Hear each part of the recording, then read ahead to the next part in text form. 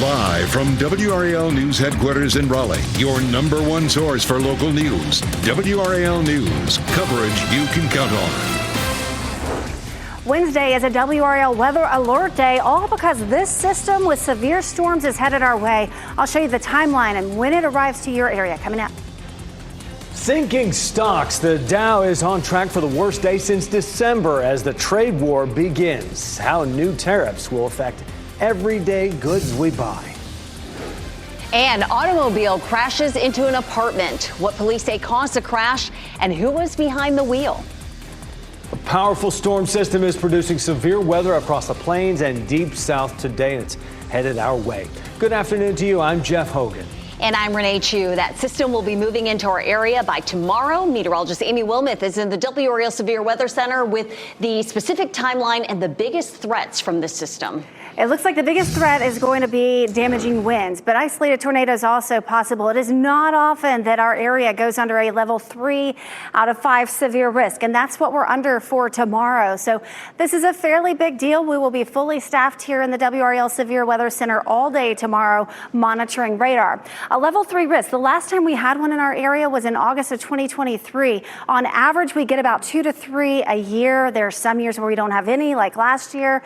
Some years where we have several, but this is definitely something that doesn't happen very often. So definitely taking this one seriously. The biggest threat is going to be damaging wind gusts, a fairly significant threat that we're going to have some strong damaging winds. Tornadoes will be possible. There is what we call shear or spin in the atmosphere. So we will have the potential for tornadoes. It doesn't look like we'll have flooding, but we could have some small hail as well. So let's talk about the arrival when these get into your area. This is 5 a.m. tomorrow morning. So we're quiet at the very early, very beginning start of the day tomorrow. By 10 a.m., this band of storms is entering our western counties, and it's within this band that we'll likely have some very strong damaging winds. And it moves through the Wake County area, the central part of the area at lunchtime tomorrow. This is noon tomorrow.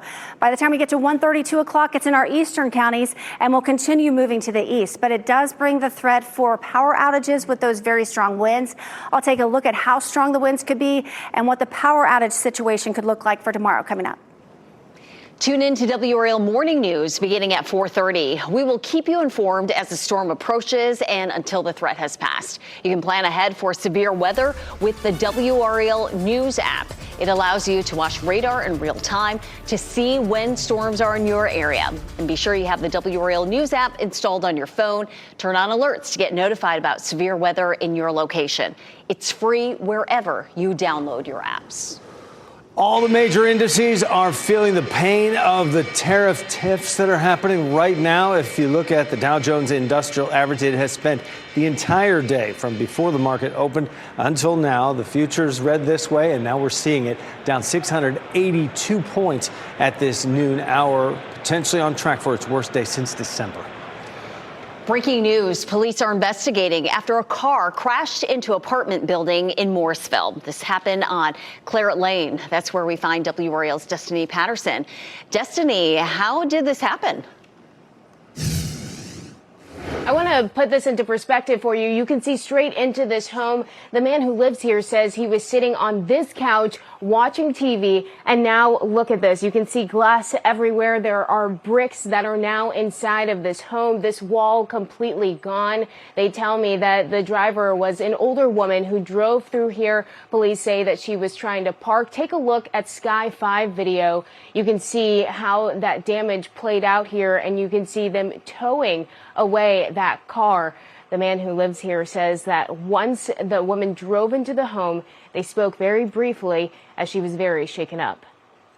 First thing was because she was safe, she came out of the car, old lady, and she was shivering. Of course, she didn't. So first thing I was like, you just sit here, we'll call 911. So then we called the 911 and then they came right away. Coming back out here live, you can see the window panes that are now outside of the home. They tell me that they had lived here for 5 years, so this is home to them.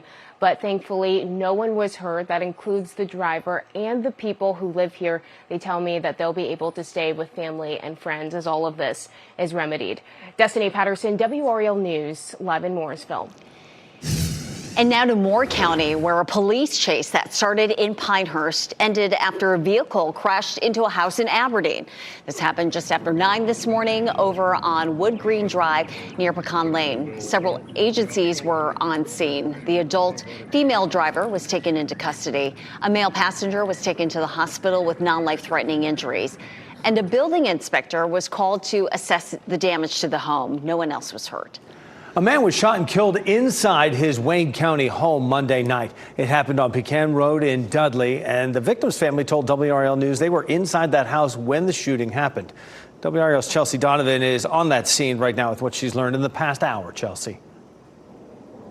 Yeah, well, the scene is clear of investigators, but certainly the crime scene tape is still up, and we want to show you. Look at that front bay window. You can see just many bullets lodged right through that window. There are probably at least a dozen shots into this home, into the siding and various windows. Definitely a scary situation. We're told the man was laying in bed sleeping when someone came in and started firing. Now, broadcast by radio traffic I listened to revealed the man was dead when crews arrived. Let's show you some video we shot earlier today. According to radio traffic, this shooting happened just before midnight. We counted more than 80 evidence markers at the crime scene. It appears other trailers near where the shooting took place were also struck by gunfire. Now, we've been trying all morning to talk to the family to learn more about the victim, but they have declined at this time. Now, we should also mention we've reached out to the Wayne County Sheriff's Office as well as the Public Information Officer. They're getting ready any minute to send us an updated press release as we're working to learn more if this was a targeted shooting, of course, the victim's name and age. We're waiting on that, and we'll make sure to bring it to you on WRAL.com and on air. Live in Wayne County, Chelsea Donovan, WRAL News. Today, state lawmakers will debate a bill taking former Governor Roy Cooper to task over his disaster recovery efforts. But they're also working more closely with new Governor Josh Stein on his own recovery efforts. Under Cooper, the state took years to rebuild homes after Hurricanes Florence and Matthew. Today, the State House will debate a bill they're calling the Cooper Accountability Act to audit past relief efforts. The bill will also give Stein everything his administration needs to finish the Florence and Matthew rebuilds. A new bill would require public schools to cut any diversity, equity, and inclusion offices they may have. Republican Senate leader Phil Berger filed Senate Bill 227. It seeks to stop any professional development for school employees that discriminates or promotes certain ideas that the bill calls, quote, divisive. The state already bans training programs for state employees on these things, but it does not ban, quote, diversity, equity, and inclusion offices. Democratic state lawmakers filed a bill making it clear that overseas military voters don't have to show ID to vote. North Carolina has never required that, including in 2024 when most other voters did have to show ID. But as part of the lawsuit over the 2024 state Supreme Court race, Republican candidate Jefferson Griffin is trying to throw out thousands of overseas ballots for no ID. Durham Representative Marcia Morey tells WRAL there is a good reason why overseas voters were exempt from those rules in the first place. It's not as easy to just pull out your ID and find a copier if you're in the field, if you're somewhere where it's difficult.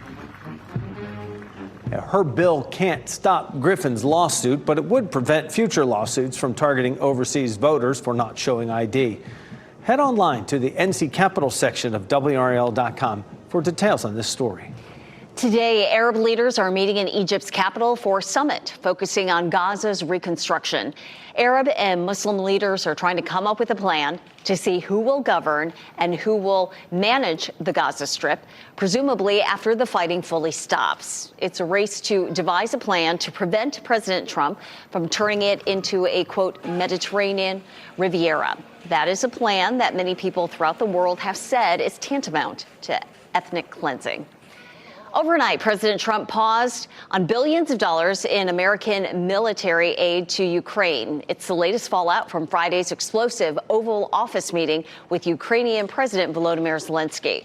The White House released a statement saying the president wants peace, and it will now review the aid, most of it in the form of American weapons and ammunition. Lawmakers on both sides of the aisle have criticized the move, while the Kremlin says a halt on U.S. weapons supplies would be the best contribution to peace. And happening right now in the WRAL Live Center, Ukrainian President Zelensky said his Oval Office meeting with Trump last week did not go as planned. He called it regrettable, and he says he is ready to make peace. He actually posted to X saying, "I would like to reiterate Ukraine's commitment to peace. Ukraine is ready to come to the negotiating table as soon as possible and bring lasting peace closer. My team and I stand to work under President Trump's strong leadership to get a peace that lasts." Zelensky also said Ukraine is ready to sign a deal on Ukraine's minerals, which was meant to be signed last Friday before that spat in the Oval Office happened. State employee pensions here in North Carolina won't be invested in Bitcoin or other cryptocurrency, at least not yet. This morning, lawmakers pumped the brakes on a proposal to put billions into cryptocurrency. Supporters say the pension plan could make a lot of money betting on crypto. Critics, like the State Employees Association, say we shouldn't gamble with pensions. But mostly the politicians debating the bill today said they simply have no idea how Bitcoin works. They want more answers before deciding if the pension plan should invest in it. WRAL is helping to ensure everyone has equal access to justice. This Friday, 5 on Your Side will host Lawyers on Call. It's a call-in event anyone can use to talk to a lawyer for free. When phone lines open, you can call the number on your screen to get your legal question answered by an attorney licensed in North Carolina.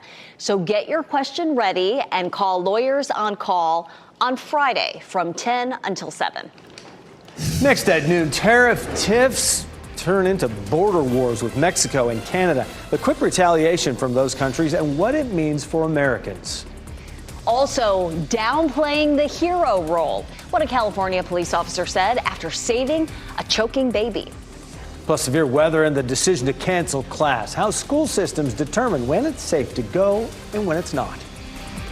Keep watching WRAL News over the air Channel 34 and Spectrum Channel 1257.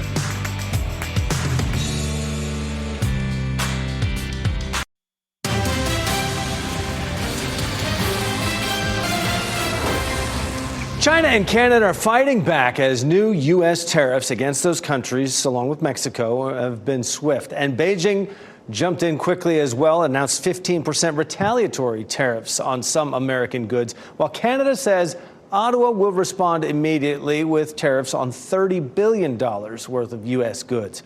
5 on Your Side's Keely Arthur explains for us how the tariffs will impact the prices Americans pay for a wide array of products, especially those vehicles. You're at a car dealership right now. Keely, good afternoon.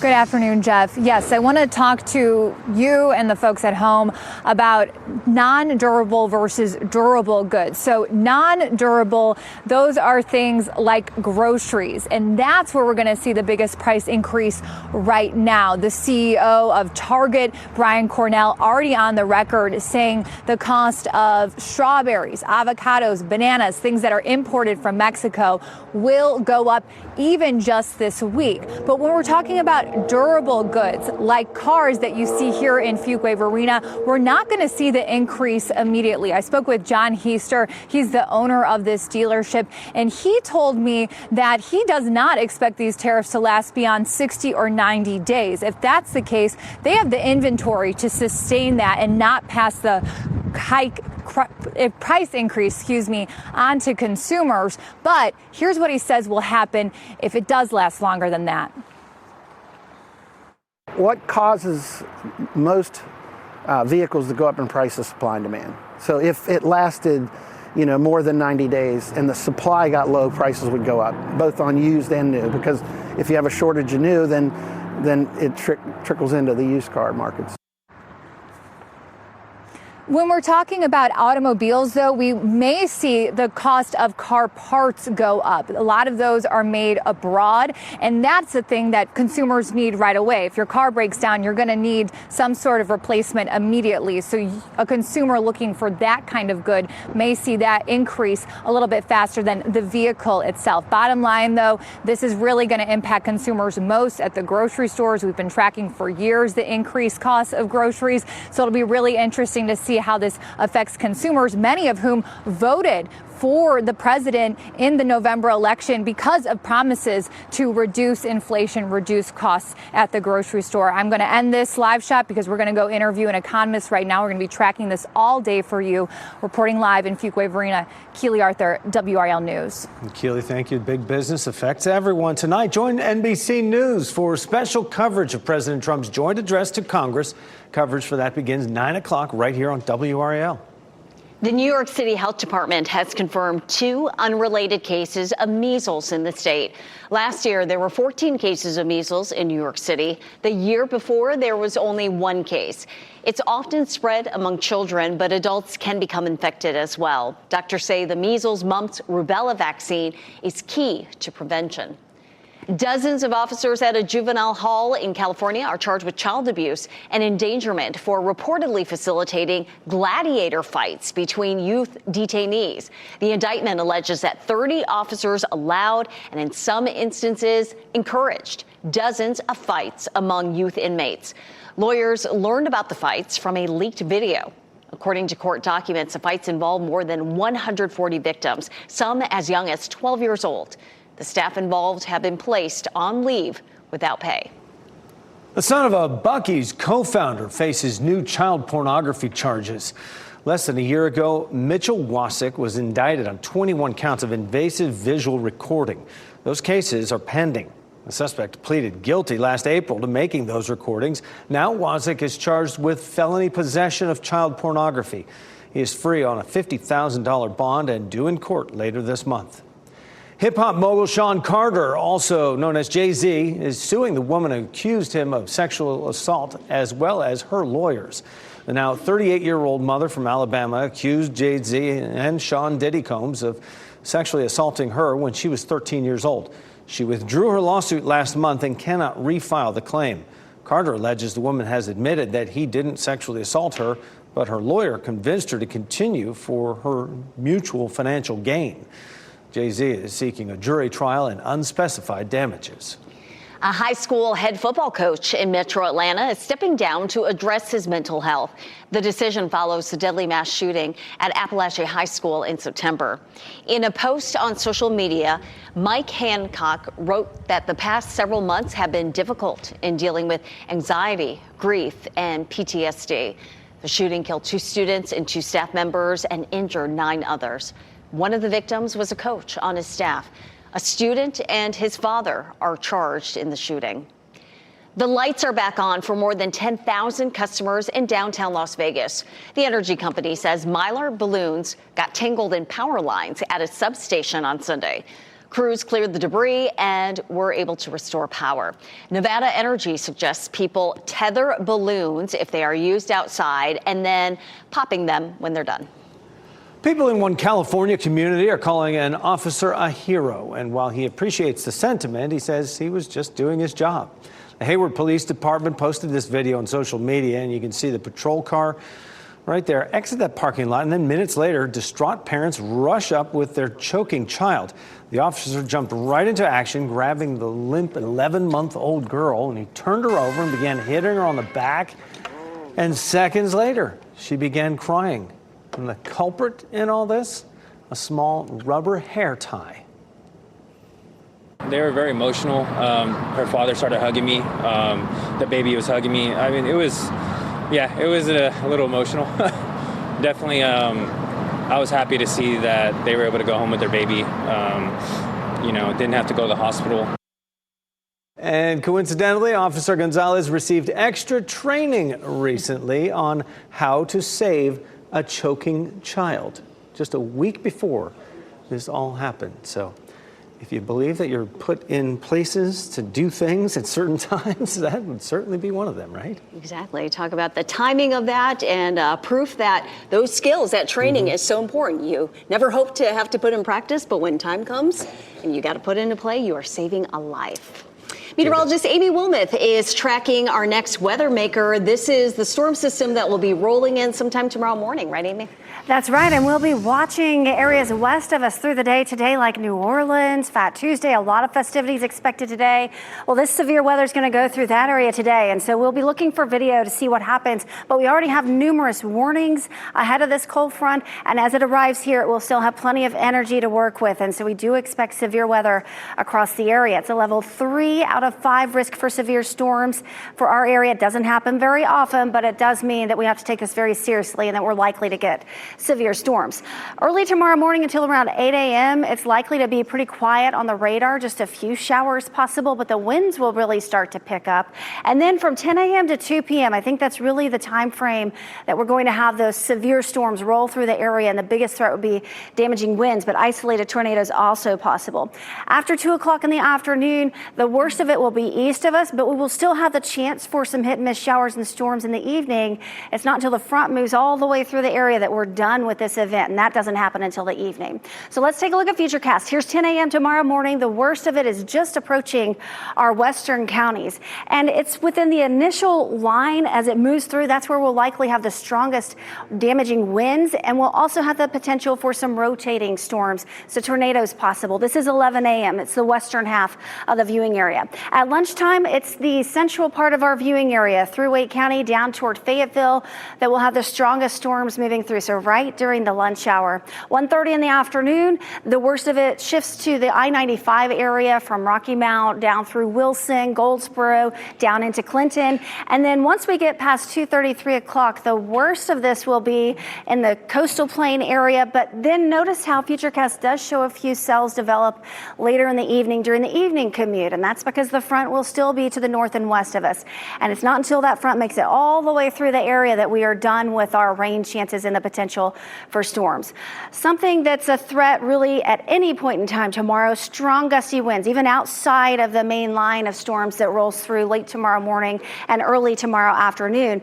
Perhaps over 60-mile-per-hour gusts in Boone. They're likely to have power outages, a high wind warning in effect for the North Carolina mountains. We're likely to go under a wind advisory, and we'll let you know if the National Weather Service does that. They have mentioned in their discussions that they're likely to issue a wind advisory for us.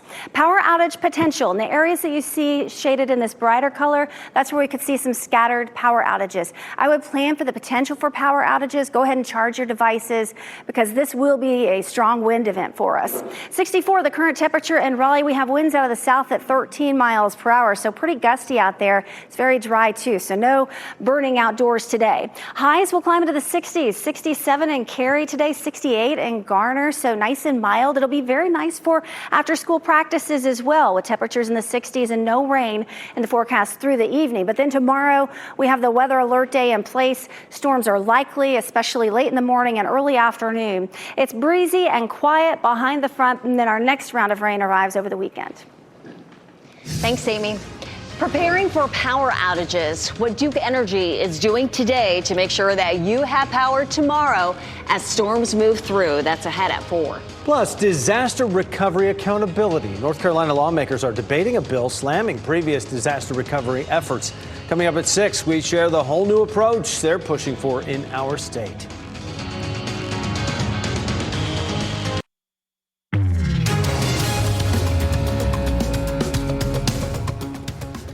The co-founder of Reddit is teaming up with the owner of a French professional football club to take over TikTok in the U.S. Alexis Ohanian is joining a group led by billionaire Frank McCourt. The owner of Marseille says Ohanian provides experience on the social media industry. McCourt first submitted his bid in January, shortly before TikTok was briefly banned. ByteDance has a new April 5th deadline to either sell TikTok or face a complete ban in the U.S. Walgreens is nearing the final stages of a deal with Sycamore Partners to take the struggling drugstore chain private in a transaction valued at about $10 billion. The agreement could be signed as early as Thursday, barring any last-minute complications.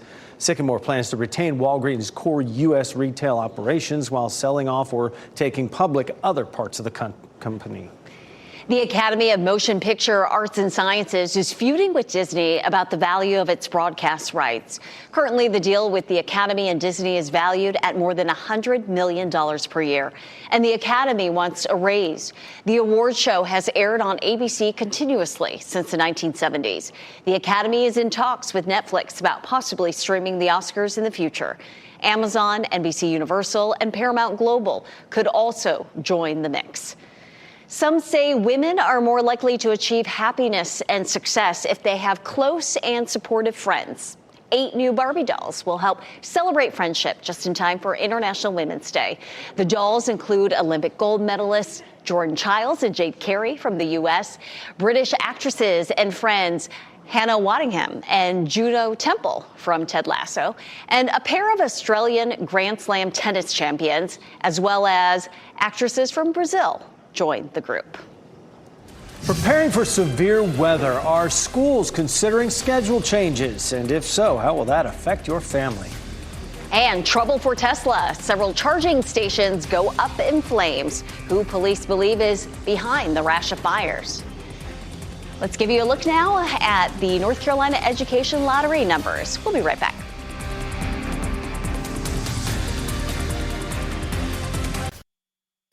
Shot in 4K ultra high definition. Your number one source for local news. WRAL News. Coverage you can count on.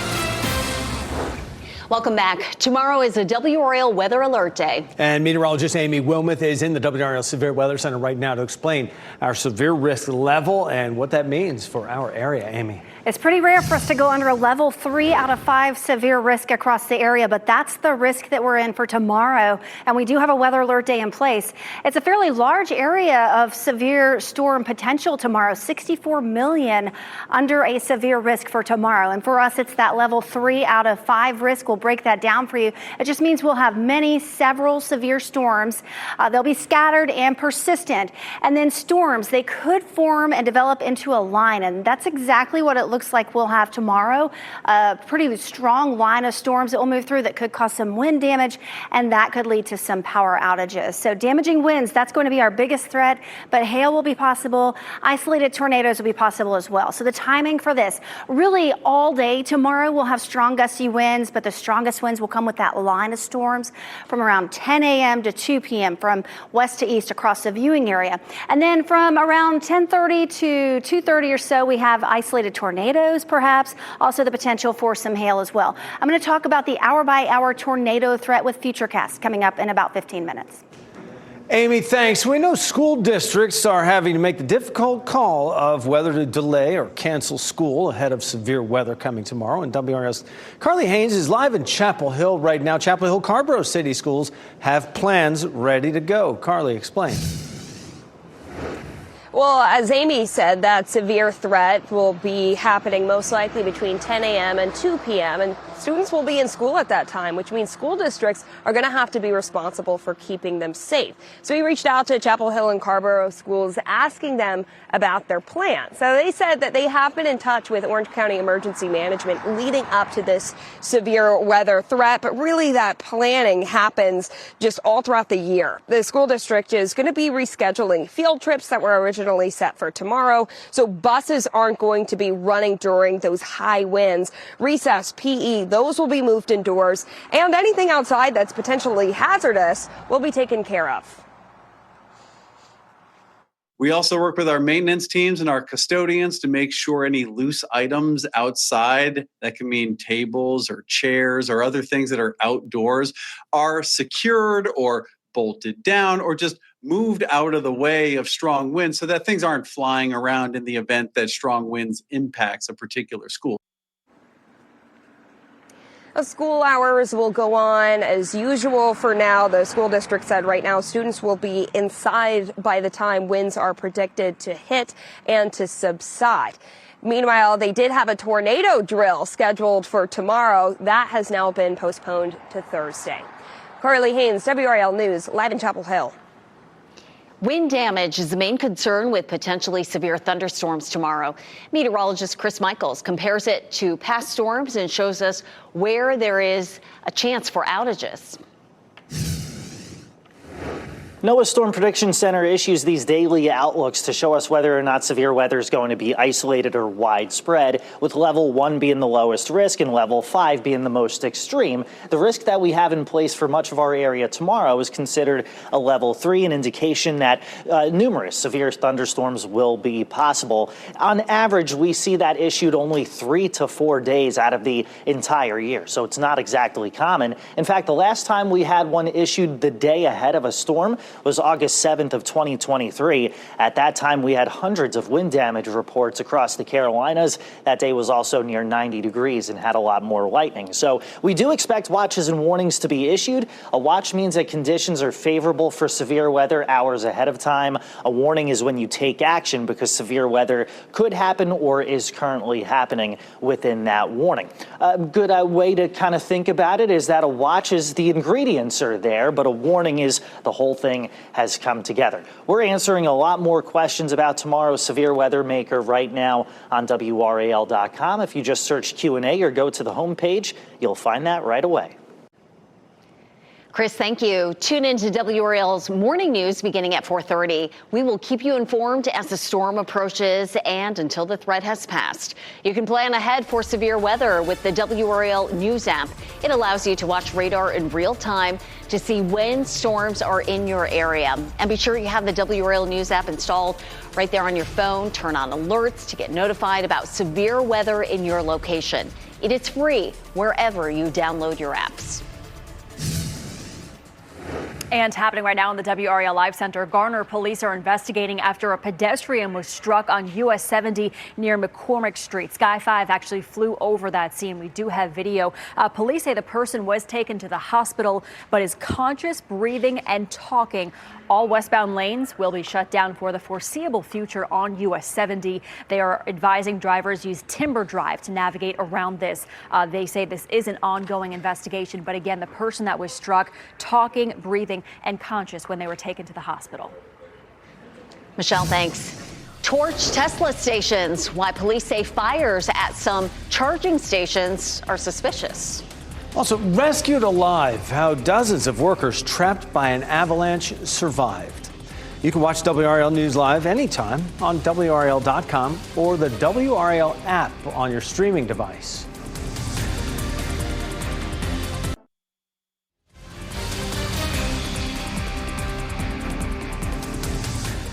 We bring you back this noon with the clouds over Cary right there. This is a live look from our WRAL Live Cam network, downtown Park. As you watch WRAL News, available on Hulu and the WRAL app on your TV or streaming device. Police in Massachusetts are investigating what they call a suspicious fire at a group of Tesla charging stations. Officers believe 7 stations were intentionally set on fire yesterday. Power had to be shut down to the area while crews put out the flames. Tesla products have been targets of vandalism in several states recently, following CEO Elon Musk's work to downsize the federal government's workforce. Dozens of construction workers who spent 36 hours trapped by a Himalayan avalanche have been rescued and found alive. Crews say 46 migrant workers survived inside the containers. Sadly, 8 workers were killed. The workers usually pitched tents, but had set up temporary accommodations in 8 metal containers due to inclement weather. And video shows the workers being rushed to helicopters to be flown to an Army hospital for treatment. Senior night at Cameron Indoor Stadium last night brought about another big win for Duke, and it was a freshman again who led them. Cooper Flagg scored 28 points, led the Blue Devils to a 93-60 win over Wake Forest, and with that win, Duke clinches at least a share of the ACC regular season title. The final game for their regular season is Saturday night in Chapel Hill when they face UNC in the Battle of the Blues finale. Also remember, Stanley Cup playoffs are coming right through your living room here on WRAL. Watch the Canes battle it out against the Boston Bruins. You can watch that game Thursday night, 7 p.m. right here on WRAL. Shining bright. Wake County students prepare to showcase their talent at an annual fundraiser. The director of arts education joins us with a preview of what you can expect. And from the hard court to the hardwood, tennis legend Serena Williams tries her hand at another sport. The big announcement that has the WNBA world buzzing. March is Arts in Our Schools Month. Wake County kicks it off with a showcase of talent from across the county. Over 700 students from nearly 50 schools will take stage for Pieces of Gold tomorrow night at the Martin Marietta Center for the Performing Arts. WRAL meteorologist Elizabeth Gardner will serve as host for this year's event. And joining us to talk about the event is Director of Art Education in Wake County Schools, Jeremy Tucker, as well as Senior Zach Goldstein. Thank you both for spending a little time with me here. And Jeremy, let me ask, how do you get 700 kids on stage in one night? Well, there are certainly a lot of hands backstage working to help support all of these kids. Lots of teachers, community volunteers, a ton of teachers and staff backstage here, professionals at Martin Marietta Center and at the Arts Council that are coming together to help make tomorrow night a time to shine for these kids. And Zach, you've been backstage, senior at Enloe High School now. You spent a lot of time on this over the years. How has this affected your high school years? Yeah, it's been a really great experience to serve as the logistics coordinator for Pieces of Gold. It means I work with a lot of my fellow high school students to get all of the 700 kids where they need to be when they need to be there. And it's with a bunch of kids, but it's in a really great professional environment. And the blend of the two is really unique. It gives the students from Enloe that are working the event a really great experience, as well as the people performing and the parents who come to see them. And it's just awesome to provide that. Well, it has certainly been a cherished tradition for over 40 years, right? There are a lot of different performances we see out there. Jeremy, if you had to explain to somebody who hasn't been to this or doesn't have a kid in the arts, why are the arts so important to our students? They provide experiences that no other content area or subject or life experience can provide. And we are so lucky in Wake County Public Schools to be able to have the strongest arts offerings in any area right here in Wake County Schools through dance, music, theater, and visual arts. They're the only area that gives our kids a chance to respond and to make, create. And those, I think those are things that have become increasingly more valuable and important to all children and adults, especially today. And so tomorrow night is going to be a celebration of that, especially the collaborative aspect. And we're looking forward to showcasing over 50 schools and all of this amazing talent from fourth graders all the way up to 12th graders on stage here at Martin Marietta Center. Well, on stage, behind stage, Zach's a good example of how Wake County Schools has brought the arts to the students. He is a great example of that. 2025 Pieces of Gold tomorrow night, 7 o'clock, Martin Marietta Center for the Performing Arts. Tickets are still available, but they are going fast, so grab a ticket. WRAL's Elizabeth Gardner is host of this year's event. So Jeremy, Zach, thank you guys so much. Best of luck. Get out there and break a leg if you're getting on stage, right? That's a show business thing. So you guys have a great one. Thanks so much for joining us. Thank you, Thank you. Renee? WRAL is so proud to be a part of that tradition. Bill Leslie has been host for years, Brian Schrader, and now it's Elizabeth's turn, and she will do a wonderful job. In fact, she's rehearsing right now, and that's why she's not here on our noon news, but we have a team of meteorologists tracking this storm system that we're closely watching. And Amy, the threat level for tomorrow for severe storms, it is definitely one we need to pay attention to. Absolutely. It's a level 3 risk for severe storms, 3 out of 5, and that just doesn't happen very often for our area. Excuse me, about 2 to 3 times a year on average, but we go some years without any, and we didn't have any last year. But we do expect a line of numerous severe storms to roll through the area from around 10 a.m. to 2 p.m. tomorrow. And so we have the weather alert day in place. Elizabeth will be here, I'll be here, Chris Michaels will be here, all watching radar. Damaging winds, isolated tornadoes, and the potential for some large hail, all possible for the entire viewing area for tomorrow. And again, the main time frame is going to be 10 a.m. a.m. to around 2 o'clock in the afternoon. So this is the next weather maker. Right now it's bringing severe storms to the deep south. In fact, there's a confirmed tornado warning in Louisiana just to the west of Alexandria. So this has a line of storms with it right now, and it has a history of producing a lot of damage. This is a look at the storm reports from yesterday and today, and most of these are wind damage reports. They had one tornado report in southern Oklahoma yesterday. Other than that, it was mainly just wind damage, and we do expect that to be our highest risk tomorrow as well. But we do have that threat for isolated tornadoes and rotating thunderstorms. So let's take a look at that with Futurecast. This is 5 a.m. So the first part of the day is going to be fairly quiet, but the winds will pick up, and then that line starts to arrive at around 11 to around lunchtime. This is 12:30. We'll start to see a low end threat for rotating thunderstorms or tornadoes. And this is a look at 2 p.m. We notice that our eastern county is starting to see a little bit of that tornado threat as well. And then as we get to around 4 o'clock in the afternoon, the tornado threat exiting the area, moving closer toward the coastal plain. So we do have that threat for isolated tornadoes as well as the pretty high threat for some strong damaging winds. A look at how much rain we could get, and we really could use the rain. It'll also help to wash away some of the tree pollen that we have out there. Anywhere from half an inch to about 3/4 of an inch of rain is possible, and that's just through the day tomorrow. So hour by hour storm chances tomorrow, 10 a.m. to 2 p.m. from the western part of our viewing area to the eastern part of the viewing area, the triangle right in the middle around lunchtime. So that will be our highest chance for severe storms, but really all day it's going to be windy out there. Make sure to send us your photos if it's safe to do so. Go to WRAL.com/report it, and we'll be able to show our viewers some of the damage across the area. And it's likely we will have some damage and the potential for power outages. We do have some more clouds out there today and a little bit of haze. There are still some ongoing wildfires, and so we have a southerly flow bringing in some of that smoke to the area. It's not too bad. Winds are sustained at 13 miles per hour. Humidity is very low. Temperatures are in the 50s and 60s right now. So tomorrow we have the weather alert day in place, and then it's quiet for a couple of days, and then we'll have another round of rain perhaps late in the weekend.